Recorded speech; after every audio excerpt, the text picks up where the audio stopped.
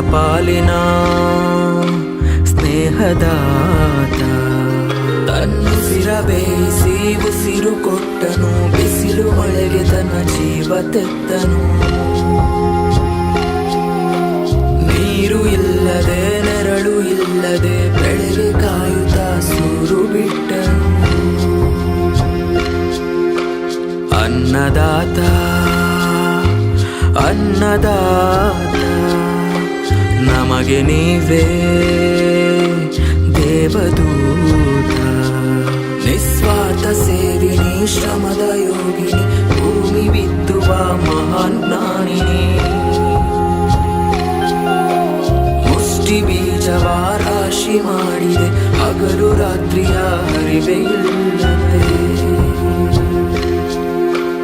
ಅನ್ನದಾತ